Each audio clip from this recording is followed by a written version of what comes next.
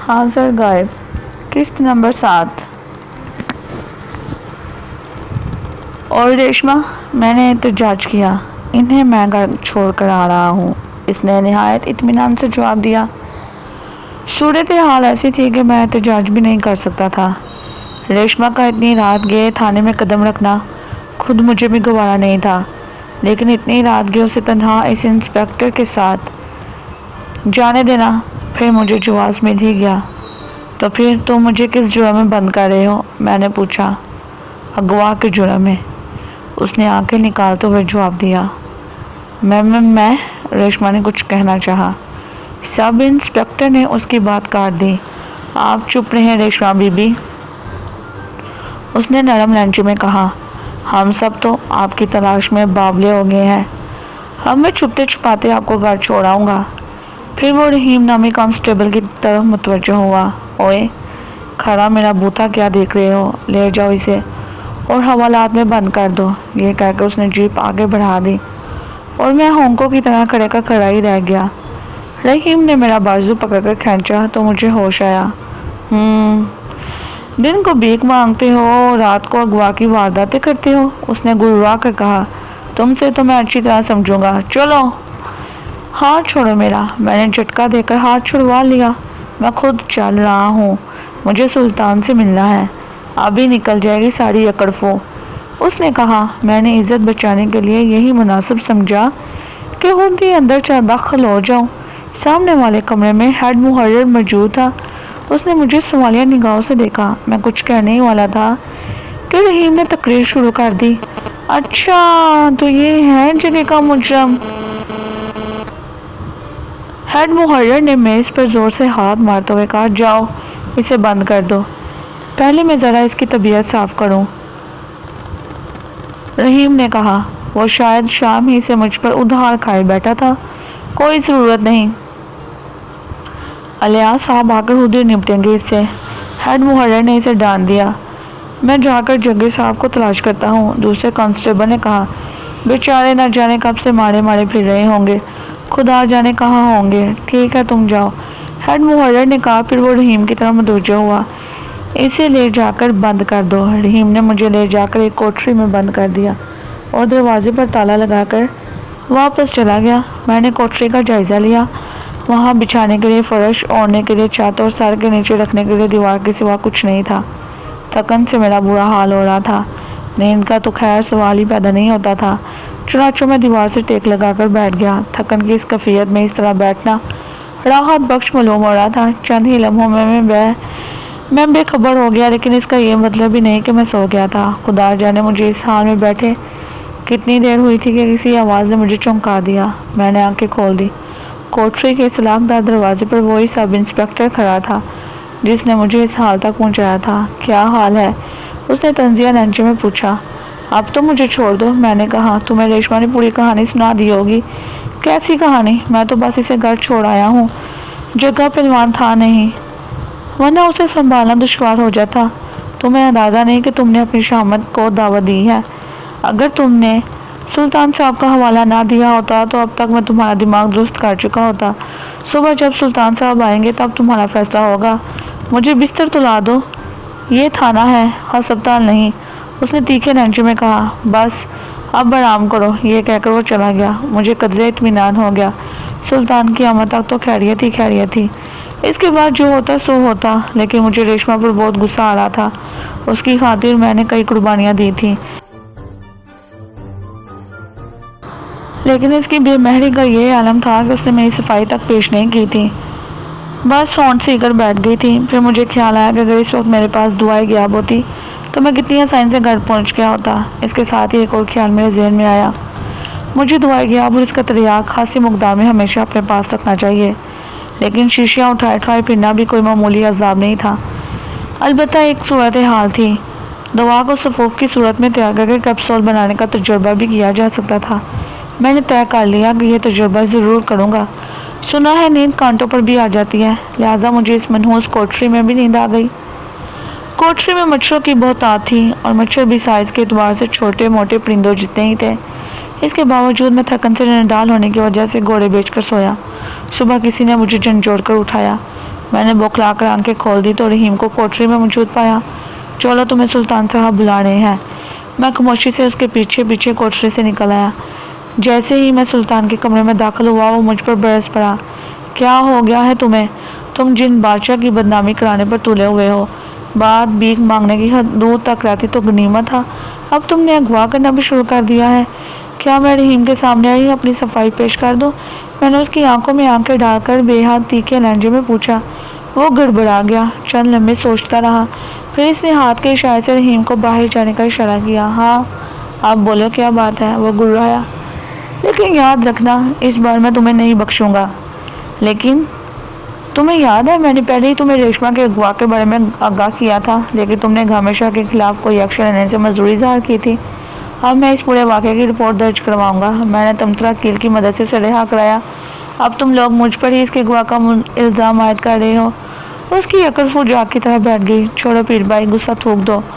कुछ तौक़ुफ़ के बाद उसने मोहब्बत आमेज़ लहजे में कहा, हाँ, तुमने तो मुझे बताया तो था। ये कहने से काम नहीं चलेगा। मैं रात भर कोठरी में बंद रहा हूँ और नंगे फर्श सोया हूँ। मुझे गुस्सा आ गया। अरे, मैं जिम्मेदार लोगों को सख्त सजा दूंगा, खाल खिंचवा दूंगा मरदूदों की, और मैं तमतरा किल से कहूँगा कि वो तुम्हें भी सख्त सजा दे। उसकी सीटी गुम होगी। खुदा के लिए पीर भाई, ऐसा ना करना। देखो ना, आखिर हम पीर भाई ही हैं। कहाँ है वो मरदूद? मच्छर की औलाद! बाहर से किसी के दाने की आवाज़ आई।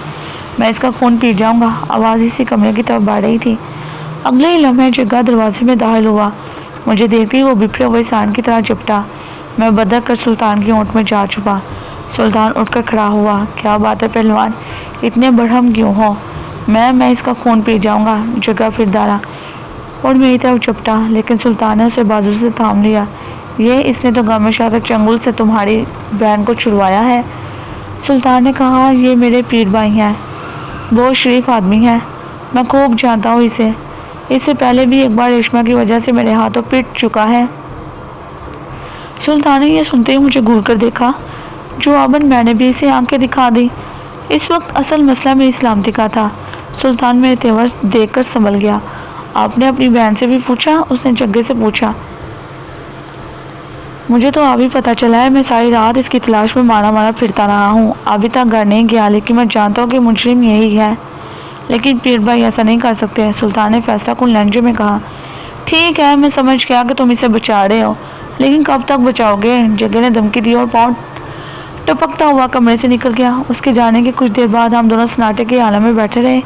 नाश्ता मंगवाऊँ पीर भाई? सुल्तान ने पूछा। बड़ी अनायत है तुम्हारी, लेकिन मैं अब घर जाना चाहता हूँ, मैंने कहा। सुल्तान मेरे साथ ही बाहर निकल आया। थाने के दरवाजे तक वो मेरे साथ लगा रहा, मेरी चापलूसी करता रहा, लेकिन मैंने उसकी तरफ कोई तवज्जो नहीं दी। मुझे तो जगह की तरफ से फिक्र लाहक हो गई थी। गेट पर सुल्तान ने ज़बरदस्ती मेरा हाथ थाम लिया और इसे बड़ी गर्मजोशी से दुबाते हुए बोला, मेरी तरफ से दिल साफ कर लो पीर भाई, और हाँ, जिन बादशाह को मेरा सलाम कहना। मैं इस जुमेरात को फिर इनकी फातिहा दिलवाऊंगा और तुम्हारे इजाज़ में कवाली भी करवाऊंगा। खुदा हाफिज़, मैंने सर्द लहजे में कहा और वहाँ से चल दिया। मैंने दिन की रोशनी में अपना हुलिया देखा तो कलेजा मुंह को आ गया। शाम को कीचड़ में फिसला था तो कपड़ों का बेड़ा गर्क हुआ था। रही से कसर कोठरी में नंगे फर्श पर सोने की वजह से पूरी हो गई, लेकिन इस हाल में घर तक पहुंचना था। मरता क्या ना करता। नजर झुकाए घर की तरफ बढ़ता रहा। घर पहुंचकर मैंने सुकून का सांस लिया। रात बेआरामी में गुजरी थी। जोर जोर दुख रहा था। मैंने मुंह हाथ धोकर कपड़े बदले और बिस्तर पर देर हो गया। सोकर उठा तो दोपहर के खाने का वक्त निकल चुका था। मेरे ज़हन पर सफूफ और कैप्सूल वाला तजुर्बा भी सवार था। चुनाचा मैं बाजार से मक्खन और डबल रोटी ले आया। चाय बनाई और डबल रोटी से शकम पूरी की। इसके बाद मैं दुआ पर काम करने में मसरूफ़ हो गया। कई घंटे बाद सफूफ तैयार हो गया। मैंने एक फंकी मारी और आईने के सामने बैठ गया। ये देखकर मेरी खुशी की इंतहा न रही कि मेरा तजुर्बा कामयाब रहा है। मैं गायब हो गया था। फिर मैंने तरियाक वाला सफूफ इस्तेमाल किया तो कुछ ही देर बाद मुझे आईने में अपना अक्स दिखाई देने लगा। अब मुझे ये सफूफ बड़े पैमाने पर तैयार करना था। अगले दिन बाजार से हाली कैप्सूल और प्लास्टिक की छोटी छोटी थैलियाँ खरीद लाया, जिनमें 8-10 कैप्सूल बआसानी रखे जा सकते थे। कैप्सूल मैंने मुख्तलिफ रंगों के खरीदे थे ताकि किसी उलझन का इम्कान न रहे। अगले 2 दिन मैं इसी चक्कर में लगा रहा। बलाकर सफूफ कैप्सूल में भरकर मैंने धुआए गया के 8 कैप्सूल प्लास्टिक की एक थैली में डालकर अपनी जेब में रख लिए और धुआए गया वाला एक कैप्सूल पानी के साथ निगल लिया। इस वक्त दरवाजे पर जोरदार दस्तक सुनाई दी। मैंने आगे बढ़कर दरवाज़ा खोला तो जान ही निकल गई। दरवाजे पर जग्गा खड़ा था, सिवाय इसके कोई और सूरत नहीं थी मैं बाहर भाग लूं। मैं भागा तो जग्गे ने मुझे पुकारा, लेकिन यहाँ रुकने वाला कौन था। मैं जानता था कि दौड़ने के मुकाबले में वो मुझे शिकस्त नहीं दे सकता। वो थोड़ी दूर तो मेरे पीछे भागा होगा, फिर रुक गया होगा। काफ़ी दूर जाकर मैंने कदमों को ब्रेक लगाए और आम रफ्तार से चलने लगा। रुकने का तो सोच भी नहीं सकता था। मैं घर से निकल तो आया, लेकिन अब मुझे दो उलझनें परेशान कर रही थी। एक तो मैं घर खुला छोड़ आया था, दूसरे दवाई गियाब का कैप्सूल हलक से उतार चुका था और किसी भी लम्हे गायब हो सकता था। तरियाक कैप्सूल इस्तेमाल किया जा सकता था, लेकिन मैं कीमती दुआ ज़ाया करने की फजूल खर्ची नहीं कर सकता था। फिर मुझे ख्याल आया कि तरियाक कैप्सूल तो मैं साथ लाना ही भूल गया हूँ। अचानक मुझे ठोकर लगी, फिर जो मैंने कदम बढ़ाया तो चप्पल पीछे ही रह गई। हमारी चप्पल में सबसे बड़ी नामकूलियत यही होती है, अब इसे पहनकर चलना मुमकिन नहीं था। चुनाचा मैंने उसे हाथ में टका लिया और मोची की तरफ बढ़ गया, जो खुशकिस्मती से सामने ही बैठा नजर आ गया था। इसे एक टांका लगा दो, मैंने चप्पल मोची की तरफ बढ़ाते हुए कहा। मोची ने सर उठाकर मेरी तरफ देखा, फिर न जाने क्यों उसकी आंखें फैल गईं और मुंह खुल गया। पकड़ो ना चप्पल, मैंने कदर सख्त लहजे में कहा। इस बार मोची के खुले मुंह से अजीब लायानी सी आवाज़ें निकलने लगी, लेकिन उसने चप्पल की तरफ अब भी हाथ नहीं बढ़ाया था।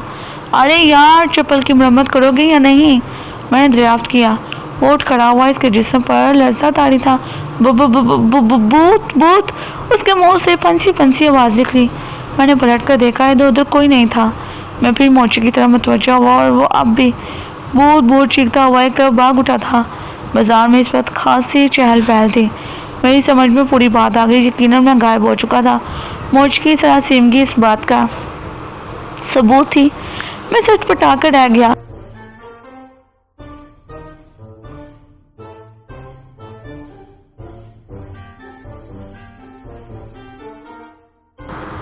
चप्पल जुर्माने का तो अब सवाल पैदा नहीं होता था। मैंने टूटी हुई चप्पल और दुरुस्त चप्पल दोनों एक तरफ फेंक दी और गाय की तरफ वापस चल दिया। गायब हालत में नंगे पाँव मुझे कोई देख भी नहीं सकता था। कुछ आगे कुछ लोगों ने मोची को घेर लिया था और इसे सवालात कर रहे थे। वो हकला कर न जाने क्या कर जवाब दे रहा था। मैं खामोशी से निकलता चला आया, लेकिन मुझे घर तक पहुंचना नसीब ना हुआ। नंगे पैर चलना भी एक अजाब साबित हो रहा था।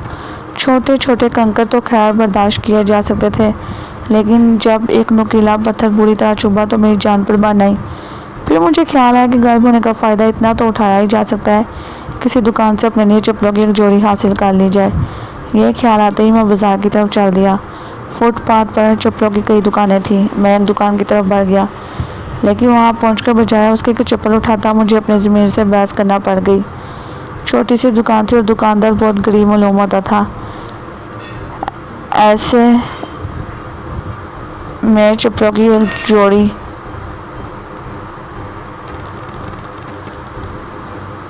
चुराना मुझे बहुत बड़ा जुर्म मालूम हो रहा था। मैं गुमगु के आलम में वहीं खड़ा रहा। इतने में एक शख्स दुकान में चला आया। इसे कई चप्पलें देखने के बाद एक चप्पल मुंतखब की और दुकानदार से उसके दाम पूछे। 110 रुपये, दुकानदार ने अपने बेटे की तरफ देखते हुए कहा, जिसकी उम्र 10 साल ही होगी। देने वाली बात करो भाई, खरीदार ने कहा। चलिए आप 2 रुपये कम दे दीजिए। सिर्फ 2 रुपये? ईमानदारी की बात है साहब कि ये चप्पल मुझे 100 रुपये की पड़ती है। 10 रुपये में मुनाफा क्या है, इसमें से बोलिए कितना कम कर दूं। खरीदार ये सुनकर आगे बढ़ने लगा। सुनिए तो साहब, आप क्या देंगे? 90 रुपये, खरीदार ने कहा। यह तो नुकसान का सौदा है जनाब, दुकानदार ने तासुब से हाथ मलते हुए कहा। चलिए 95 दे दीजिए। नहीं, मैं तो 90 ही दे सकता हूँ। चलिए साहब, आप जीते मैं हारा, दुकानदार ने कहा और चप्पलें लिफाफे में डालकर इसे खरीदार की तरफ बढ़ाया। खरीदार ने उसे 100 का नोट दिया तो इसने 10 का नोट वापस दिया। खरीदार चप्पलों का लिफाफा देकर यूं चल दिया जैसे कोई मार का सर करके जा रहा हो। मैं उनके मुकाबले बड़ी दिलचस्पी से सुनता रहा। आखिर में मेरा दिल भर आया। मुझे अंदाजा हो गया कि इस कदर दुश्वार होता है दुकानदारी करना। दुकानदार बेचारे को महज कारोबार जारी रखने के लिए सिर्फ 100 रुपये में 10 रुपये का खसारा उठाना पड़ा। अचानक दुकानदार की आवाज़ ने मुझे चौंका दिया। वो अपने बेटे से मुखातिब था।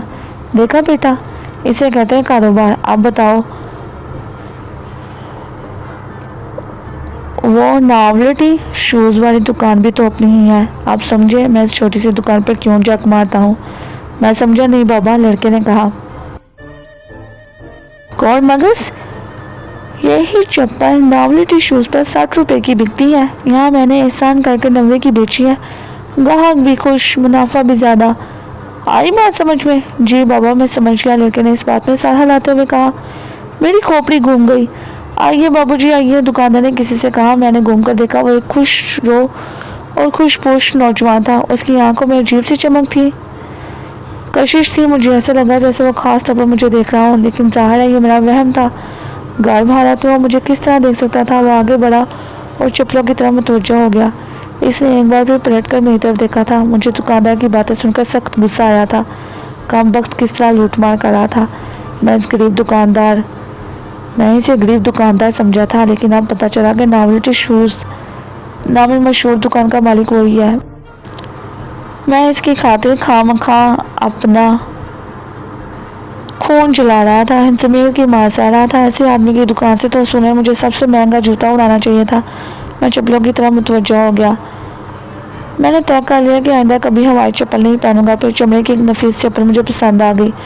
दुकानदार ने नए खरीदार के साथ उलझा हुआ था। लड़का भी इन दोनों की तरह मुतवज्जो था। मैंने अपने पसंदीदा चप्पल उठाया और चल दिया। 2 कदम आगे जाकर मैंने प्लास्टिक की थैली फेंकी और चप्पलें निकालकर पहन ली। ये साहब आपके जानने वाले थे? मेरे कान में नए खरीदार की आवाज़ आई। दुकानदार से मुखातब था। मैं हैरान आ गया, किन साहब की बात कर रहे हैं आप? दुकानदार ने जवाबन पूछा। मुझे इत्मीनान से हुआ, लेकिन मैंने कदम तेज कर दिए। ये बात तय थी कि खरीदार ने मुझे देखा था, जबकि दुकानदार मुझे देख नहीं सका था। खुदा जाने दुआ में फिर गड़बड़ हो गई थी। यानी मैं किसी के लिए हाजिर था और किसी के लिए गायब। ये सूरत हाल खासी तशवीशनाक थी। वो साहब जो चप्पल लेकर गए हैं, खरीदार की आवाज़ सुनाई दी। शायद वो मेरी तरफ इशारा भी कर रहा था। मुझे नहीं मालूम दुकानदार ने क्या जवाब दिया। मैंने तो भागना शुरू कर दिया था। फिर मुझे अकब से दौड़ते कदमों की आवाज़ सुनाई दी। फासला अच्छा खासा था। मैं एक तरी गली में घुस गया, लेकिन मुझे अंदाज़ा हो गया कि ताक़ुब करने वाले की रफ्तार बहुत तेज़ है। दरमियानी फासला बहुत तेज़ी से सिमट रहा था। गली खत्म होने से पहले इसने मुझे आ लिया। इसने हाथ बढ़ाया और मेरी गर्दन पकड़ी। शर्म नहीं आती तुम्हें? उसने कहा। कि क्या मतलब? चोरी करते हो? शर्म करो। तुम तो पूरी बरादरी को बदनाम करने पर तुले हुए हो। बरादरी क्या मतलब? मैं बौखला गया। मतलब बाद में समझाऊंगा, पहले जाकर चप्पल वापस करो। मैं और बौखला गया। चप्पल वापस करने की सूरत में बाजार में अफरा तफरी मच जाती, क्योंकि एक शख्स के सिवा किसी को नजर नहीं आ रहा था। मेरी समझ में नहीं आ रहा था कि ये मामला क्या है। भाई क्या मैं तुम्हें नजर आ रहा हूँ? मैंने बेचारगी से पूछा। लो, नजर आने की क्या बात है? तुम में हो, मैं समझो तुम इस वक्त गायब हालत में हो। मैंने महज इस बात में हिला दिया। ठीक है, मैं फिर तो ज़ाहिर हो जाओ।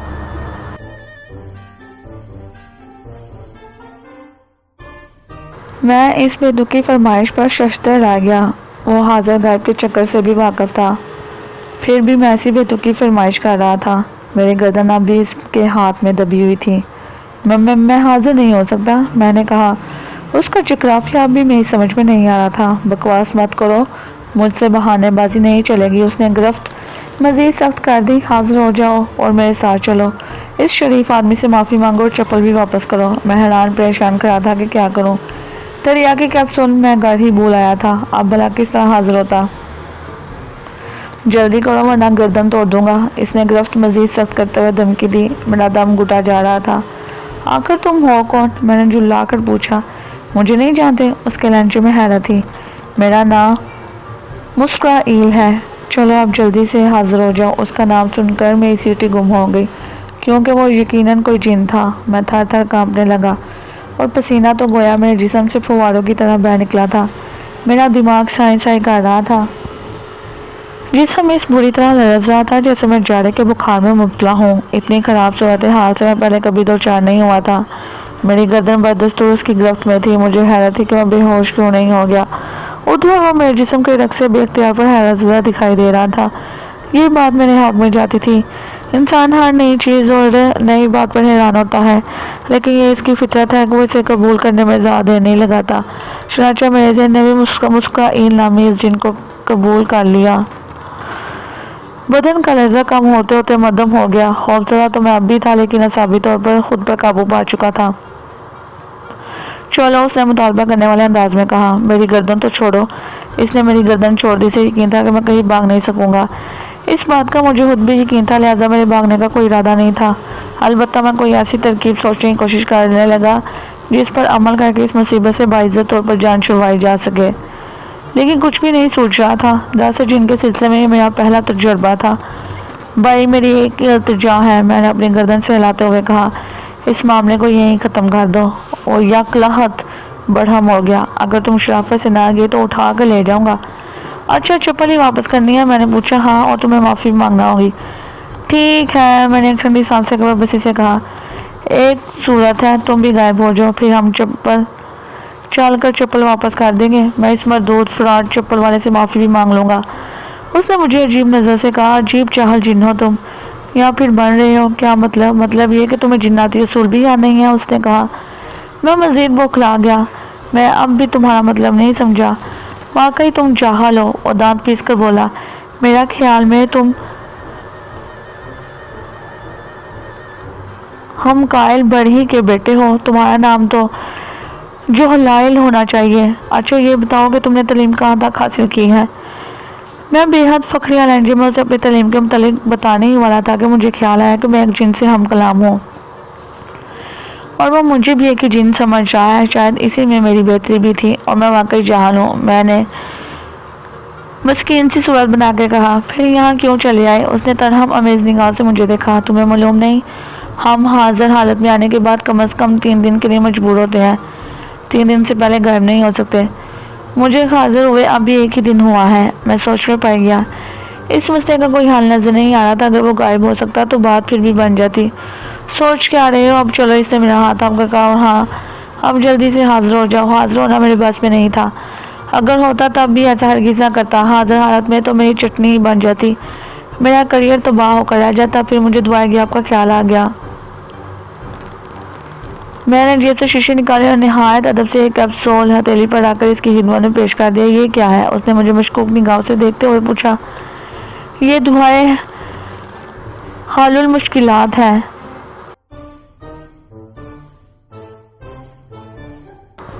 तुम जहाँ लोग को इतनी शकील जुबान बोलते हो? उसने मुझे डांटा। और मुझे इस दुआ की कोई जरूरत नहीं है। अब चलते हो या उठा कर ले चलो? जरा ठहरो, पहले मैं तुम्हें ये दुआ खाकर दिखा दूं। मैं तुम्हें धोखा नहीं दे रहा हूँ। ये कहकर मैंने कैप्सूल मुंह में डाला और इसे निगल गया। फिर मैंने मुंह खोलकर उसे दिखाया ताकि उसे यकीन हो जाए कि मैंने कैप्सूल निगल लिया है। तब मैंने एक कैप्सूल निकाल कर उसकी तरफ बढ़ाया। मैं तुमसे डरता नहीं हूँ, तो मुझे क्या धोखा दोगे?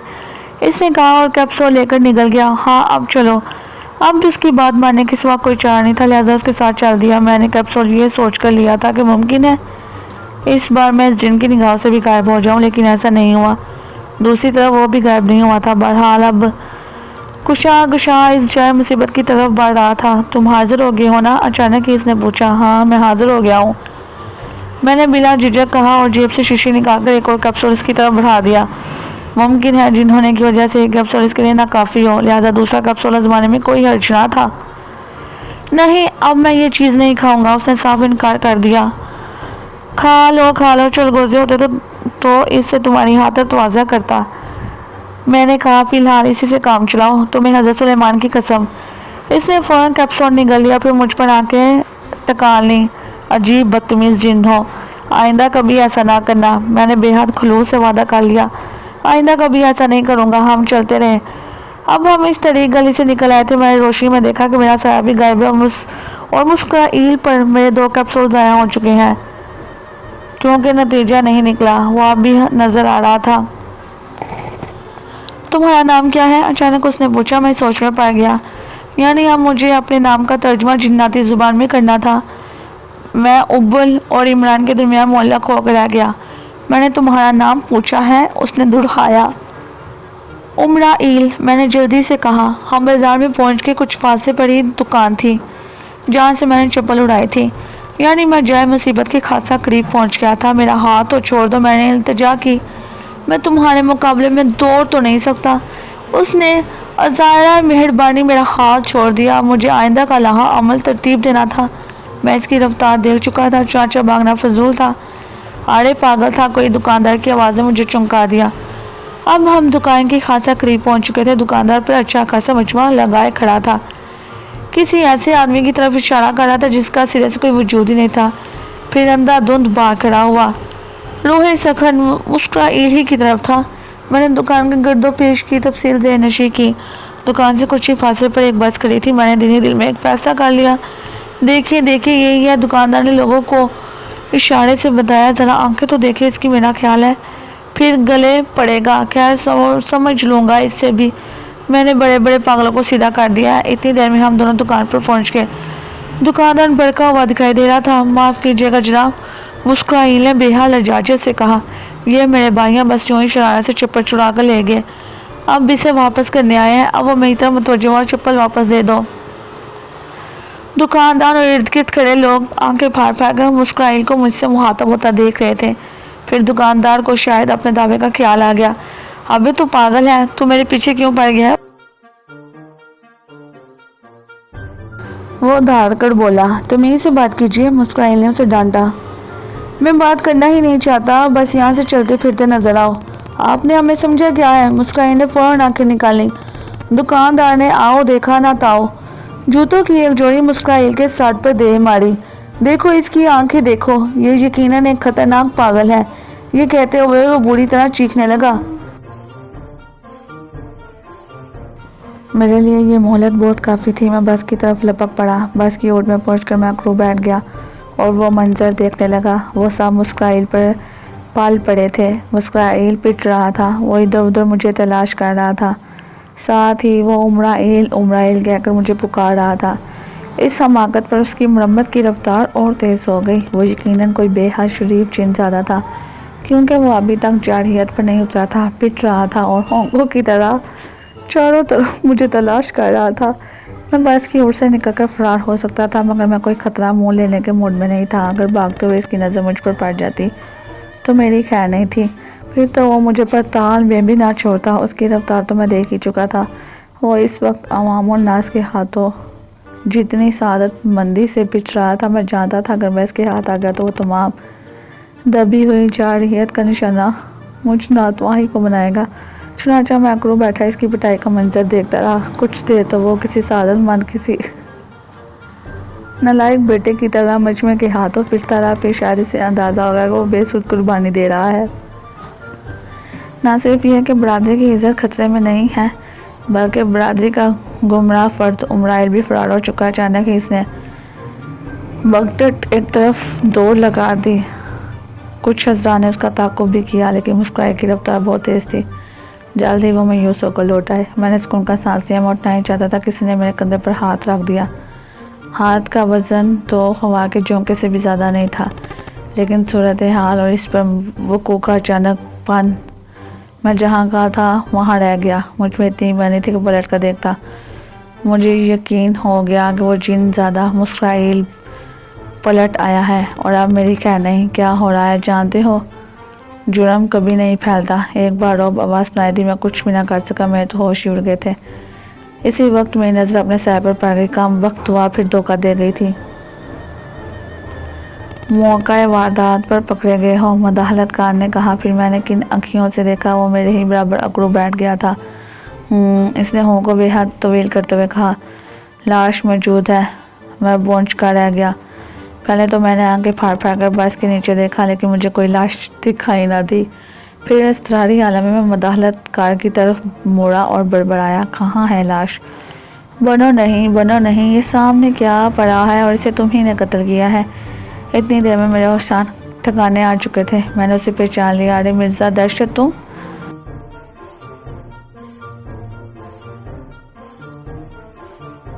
हाँ, मैं, इसने ड्रामाई अंदाज में कहा, लेकिन इस वक्त मैं एक कानून पसंद शहरी भी हूँ और एक ज़हीन सुराग रसा भी।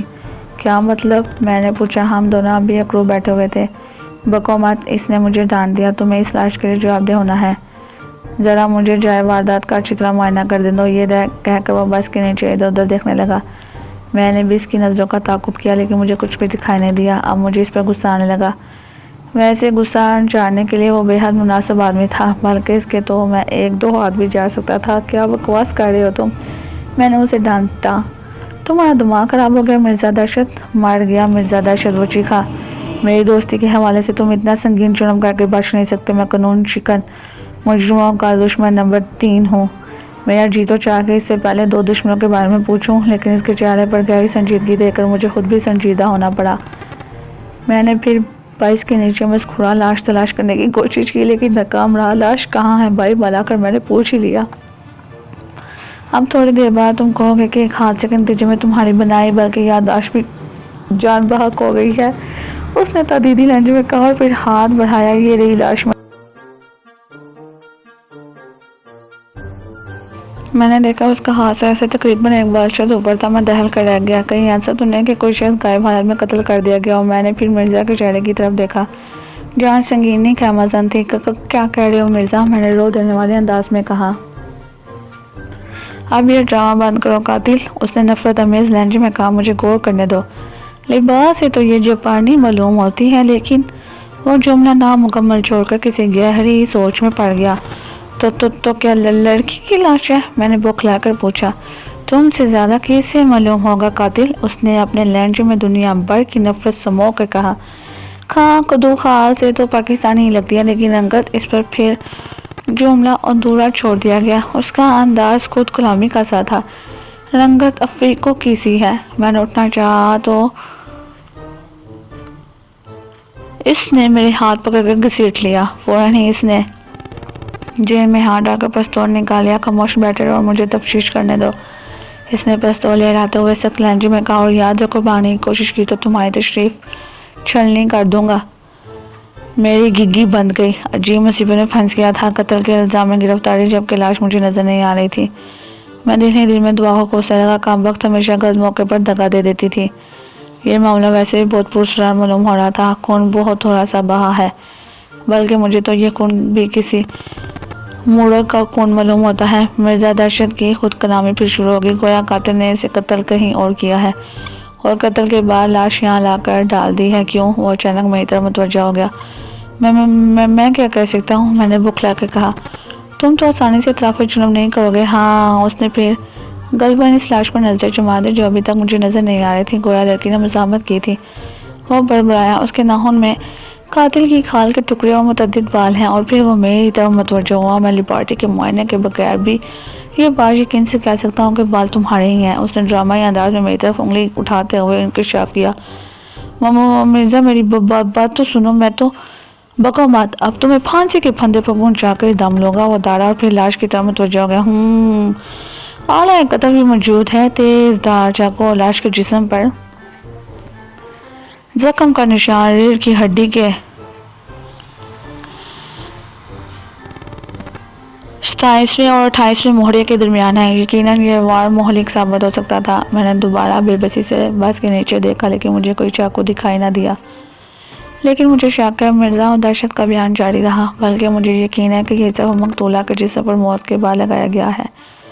मकसद सिर्फ सुराग रसायनों को भटकाना था। बहरहाल चाकू पर कातिल की उंगलियों के निशानात जरूर होंगे। क्यों? उसने अचानक ही मुझसे पूछा। मैं क्या कह सकता हूँ, मैंने कदरे संभल कर कहा। लेकिन तुम तो होटल 420 के कैशियर हो, तुम्हें तफ्तीश का हक किसने दिया? उसने एक जोरदार कहका लगाया। अरे वो मुलाजमत तो एक फरेब है। मैं खुफिया का आदमी हूँ। हाँ, तो मैं क्या कह रहा था, मेरे देवता कूच कर गए। वो यकीनन ठीक ही कह रहा होगा। मैंने नावलों में पढ़ा था कि पुलिस के खुफिया महकमे के कारकुन अपनी शनाख्त छुपाने के लिए बाज़ औक़ात बेहद घटिया काम भी करते हैं। हाँ, तो मैं क्या कह रहा था, उसने दोहराया। तुम चाकू पर उंगलियों के निशानात की बात। हाँ, उसने मेरी बात काट दी। तुमने दस्ताने इस्तेमाल किए थे। दस्ताने? मैंने ज़िंदगी में कभी दस्ताने नहीं पहने। वारदात करते वक्त हमेशा पहना करो, उसने मर्बियाना लहजे में नसीहत की। अब मारेंगे ना बच्चों, चाकू पर तुम्हारी उंगलियों के निशानात यकीनन मिलेंगे और तुम्हें तख्तादार तक पहुंचा देंगे। लेकिन मैंने चाकू को हाथ भी नहीं लगाया। मैंने एहतजाज किया। मेरे औसाख खता हो गए थे। मुझे ये भी ख्याल नहीं रहा कि चाकू और लाश तो अब तक नजर नहीं आई। उसने मेरी बात नहीं सुनी और अपनी बात जारी रखी।